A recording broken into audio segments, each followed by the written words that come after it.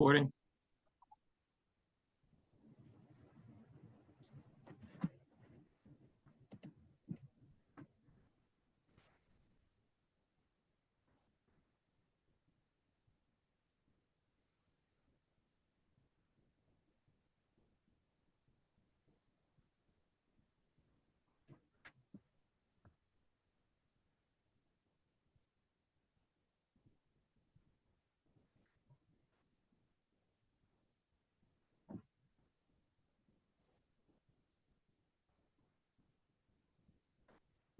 We'll be getting started in just a moment.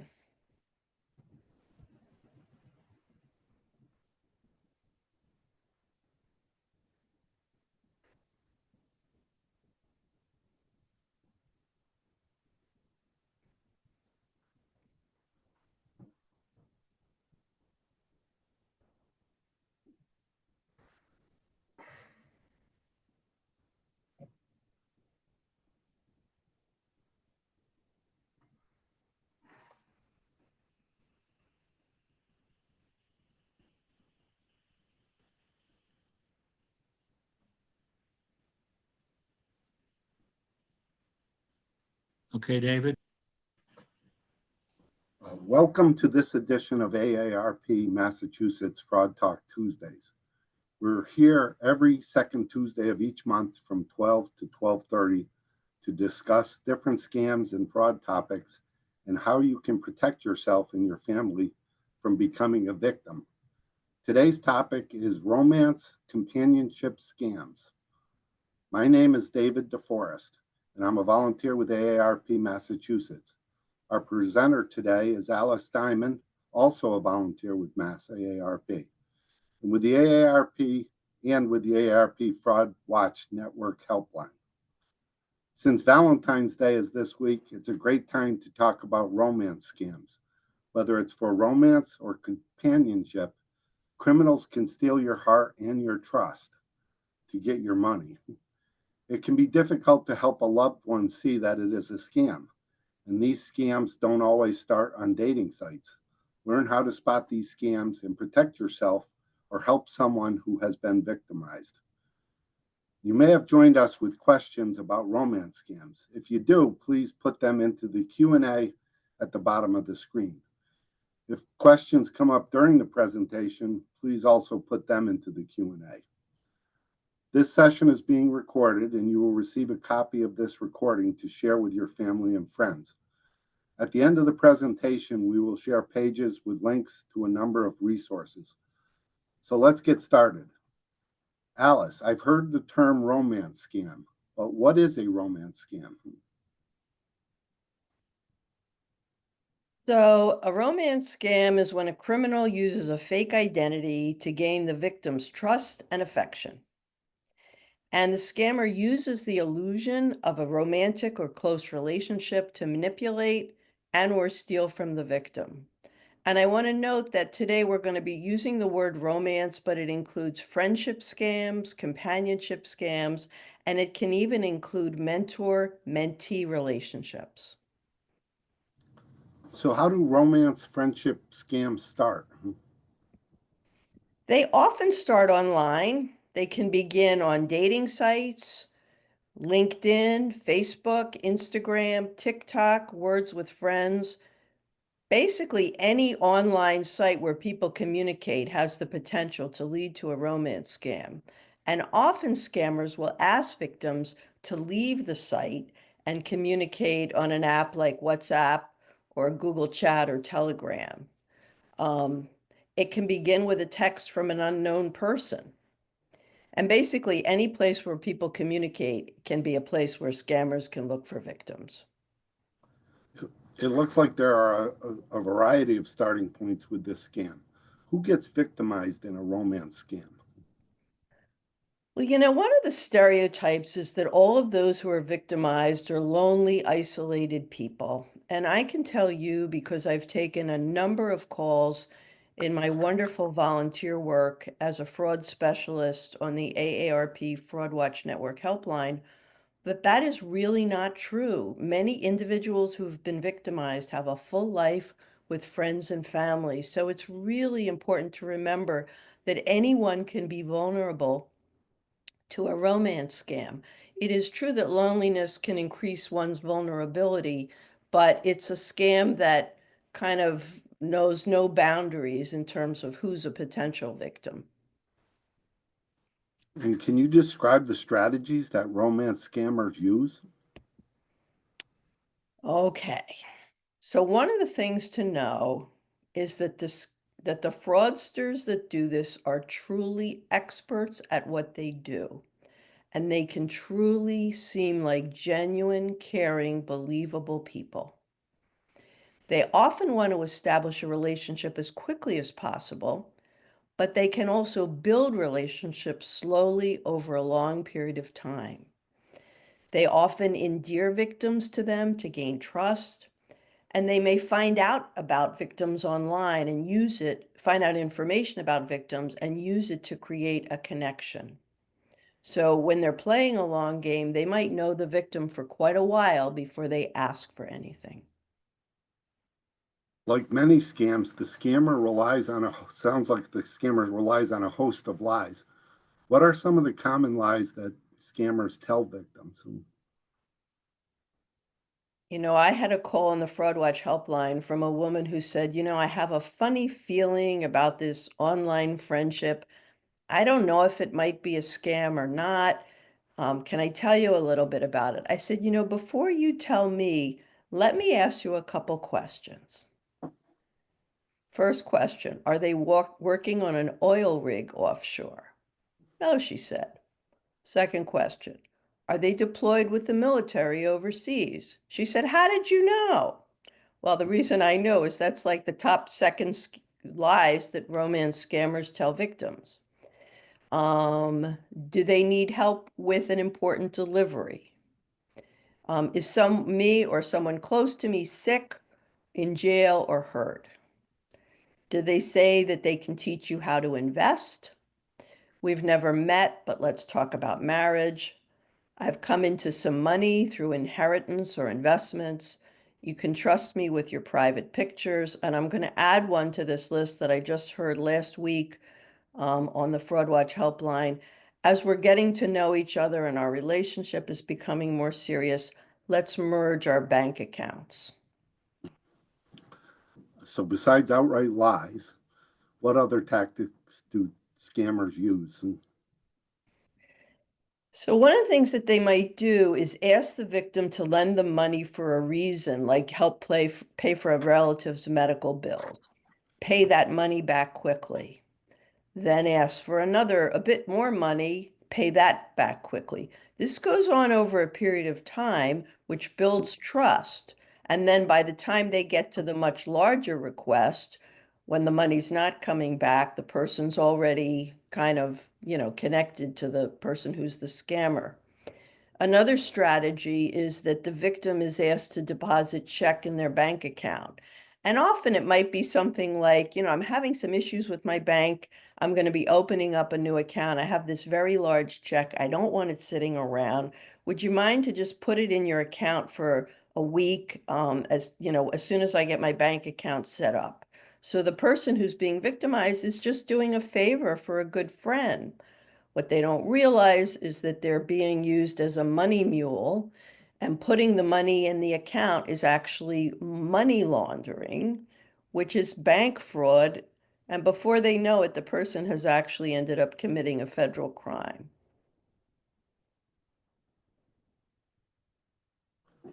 Next slide.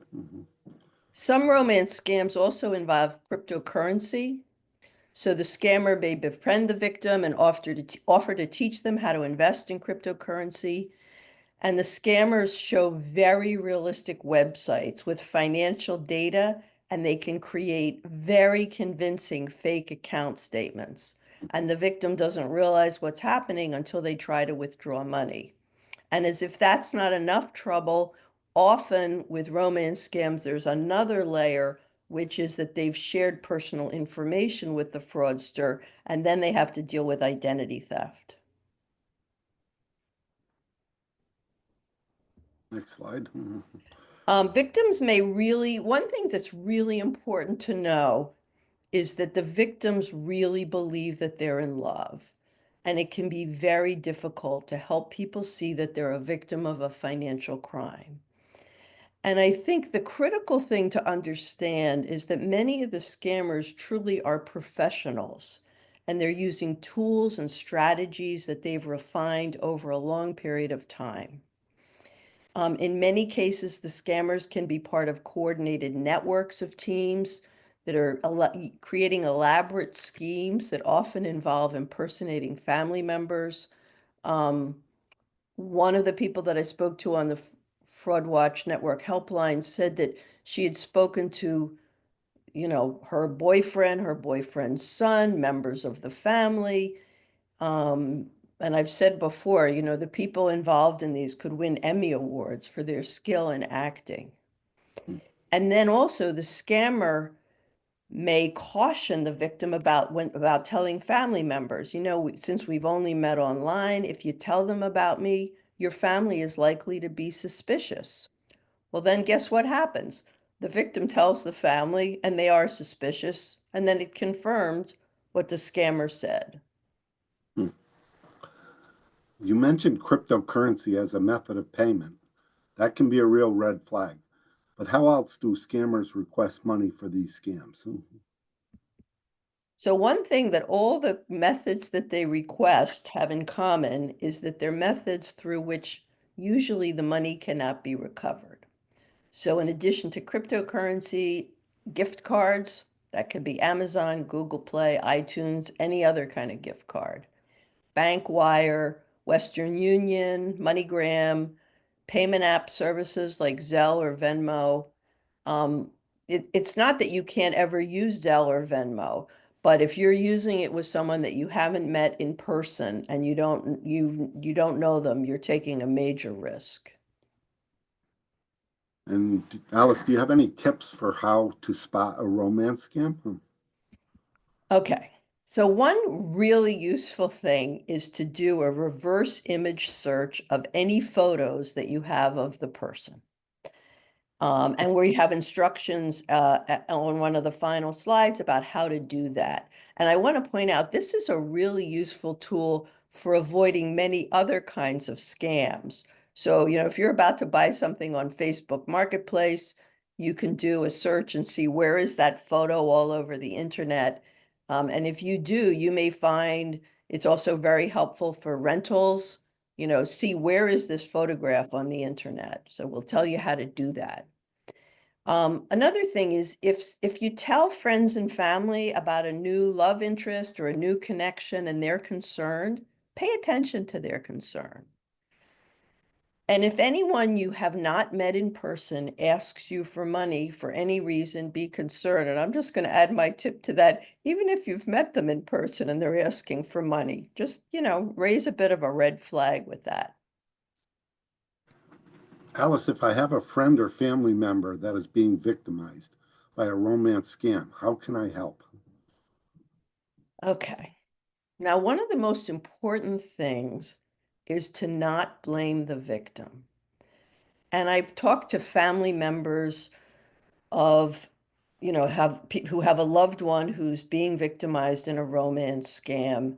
And I think often their first reaction is a combination of sort of horror, annoyance, and anger. But the most important thing is to share sympathy and support, not anger or accusations.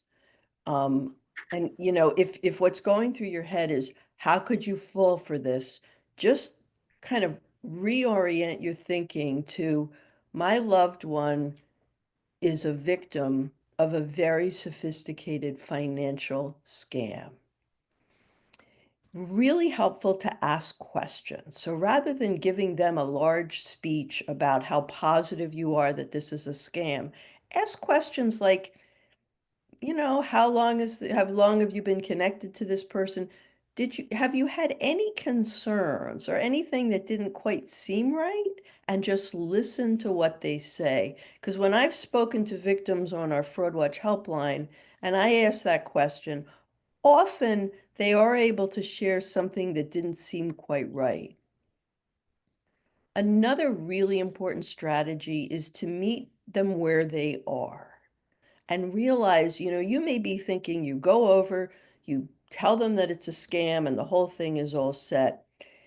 Often this is not a one-time conversation. It may be over a period of time. And one of the reasons you don't want to give that angry, blaming speech is you want to keep the lines of communication open. It's really important.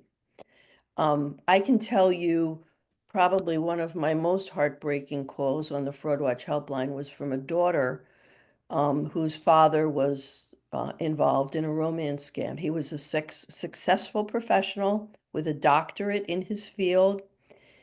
The day she called the helpline, he was being evicted from his home because he couldn't pay his rent and had lost $800,000. And that was what the situation was. I Oh, think one more it's thing is one goal is if the victim met the scammer on a dating site, that they should report the scam to the site.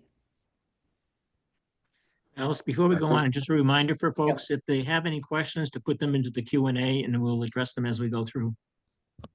I think it's so important, as you mentioned, not to blame the victim. Are there any other ideas on how to help? It can be really helpful to involve a third party who the victim trusts and respects. So that could be a clergy member, a financial advisor, a lawyer, a trusted friend, and I think law enforcement can be incredibly helpful. We've had cases where local law enforcement were able to make a home visit and had a conversation with the person, and that can be really helpful.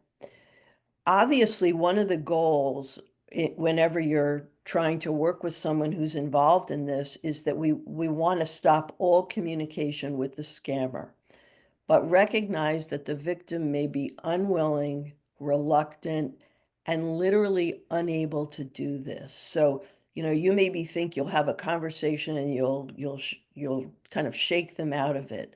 But that's not always the case. And I think patience, kindness, and just understanding what a complex situation the person's involved in is really, really important. What about getting guardianship or serving as a financial conservator? I mean, most of the time, people who are involved in romance scams are fully functioning people in every area of their life. So, you're certainly welcome to reach out for legal advice, but my sense is that if this is the only issue that's going on and they're functioning in other areas, getting any kind of, control of their assets may be difficult, but we certainly encourage you to, get legal advice to check out that option. And what resources are available to help? Okay. So we've got some great resources that are available through AARP, and now I'm going to do a major public relations outreach for the AARP Fraud Watch Network helpline. You see the number on the screen. Calls are answered Monday through Friday, 8 a.m. to 8 p.m. That's Eastern Time. You do not have to be an AARP member. You don't have to be of any particular age. I've talked to people from their teens into their 90s on the helpline, and it's a great first step to get resources and support. So, and also for any kind of scam or potential scam, it's a absolutely wonderful resource. And I want to give a shout out right now to Amy Nofziger, who heads the Fraud Watch Network helpline. One of the best things about being a volunteer is that we get regular training. And some of what I'm sharing today, Amy shared in one of the training for all the Fraud Watch Network volunteers.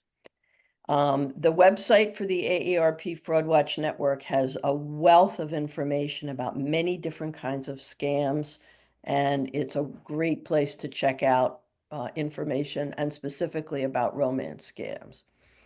And then I really want to give a major pitch for the fraud support groups that AARP runs online.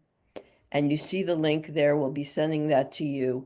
They're every day, different times of the day. People who have been victimized in scams can attend. This month, there's a particular meeting online for victims of romance scams and another particular meeting for loved ones. I have to say, there's nothing that substitutes for connecting with other people who have been victimized in scams and seeing where they are in their process. The meetings happen at different times of the day, and they're incredibly helpful both for scam victims and for loved ones. We also have a great resource if you are interested in this. Every Friday, a new episode of The Perfect Scam, which is an AARP podcast, drops.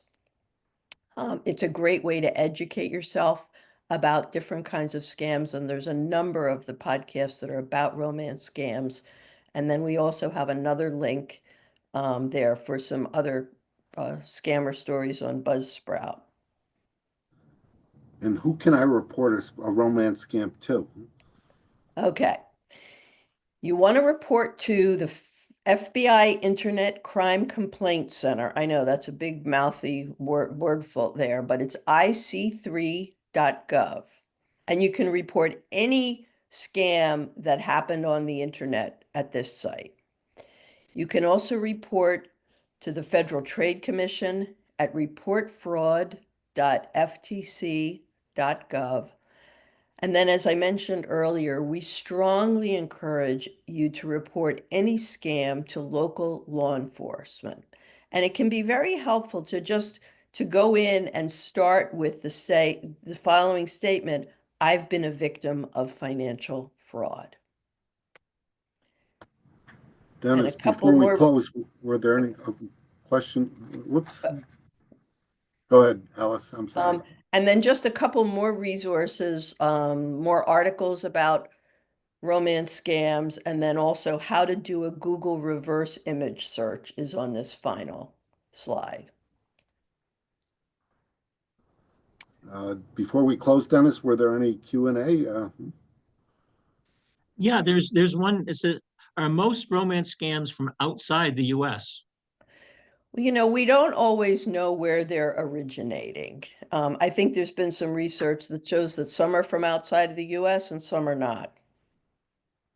I think when they are outside the US, it makes the work of law enforcement more complicated due to whether or not there's jurisdiction legally in those other areas. But also, don't assume that they're all from outside the US, because they're not. The Okay. one I don't. Oops, hang on. Let's see. Um, Somebody said a question about the victim support. Had a question about. Can you give us a little more information about the victim support? Yes, they're online groups. The only requirement of attending is that you attend the whole session, which is, I believe they're an hour, and that you put your screen on. I think that makes everybody feel more comfortable because they know who they're interacting with. But I really encourage anyone who's been victimized by a scam or has a family, or if you're a family member of someone who has. And they're moderated by a trained moderator who does a really good job of facilitating the group. And I think one of the things that happens to people, especially in a scam like a romance scam, is they feel really isolated. And I think when they can go online and connect with other people who have been through a similar experience, often, victims of scams are embarrassed. They don't want to tell anyone. And they finally tell someone who has a kind of, if they tell someone who has how could you fall for that victim blaming attitude, that just adds it adds injury onto what they're already experiencing. So being in that room with other people who have been victimized is tremendously healing. And also because people are in different places with their recovery. So often when people are further along, they can give great advice and support to people who are newer in the process. Oops, so we have a long one right here. Hang on one Okay. second. Let me put my glasses on and see what this is. Yep. It says, I met someone on a dating app and had a 5.5 year relationship with a Christian man. I am a mature, educated, had a job. It ended very badly for me, health-wise, financially, and my family relationships continued to be affected by this experience. As a result, during the time between 2017 and 2021, the church just happened to have a PTSD trauma support group online for women that were included in the Christian approach and specific Bible verses that my partner used to say just to justify his actions. Let me scroll down a little bit more here. Let me just make a comment, which is that it's really important to be aware of affinity group scams. So it can be a church, a mosque, a synagogue, a golf club. Often when there's a common interest or common belief, scammers can use that to their advantage. And it's also true, it sounds like yours is a faith-based group that had some support for victims. So that's great also. Yeah, and she wants to know, how do I know it was a scam? And I'm not simply bitter about the whole experience. So it's trauma. You're right. I would encourage you to call the Fraud Watch helpline because you don't just have to call the Fraud Watch helpline about something that happened now. It can, you can get resources and support and information for something that might have happened quite a while ago. I mean, listen, congratulations on coming on this call because I think one of the hardest things is for people to even consider that this could be a scam. So thank you for coming to our talk today. And someone asked, is it mostly women who are scammed by romance or friendship scams? I don't have the demographics, but I can tell you that of the people that I've spoken to, and of course, I'm just one of 150 volunteers, and we get, I think we get, I don't even remember the number. We get many, many calls. I mean, I would say half the people I've spoken to have been men and half have been women. So the stereotype that it's all women, not at all. And one other final question was, how do we do a reverse image search? Well, right on the screen right here, you're going to get this slide, the resource slides. And all these blue things are links. So if you at the very bottom, which is how do I do a Google reverse image, if you click on that, you'll be able to open up a window that'll show you how to do it. You can also go to YouTube and type in, how do I do a Google reverse image? And then it'll step you through the process.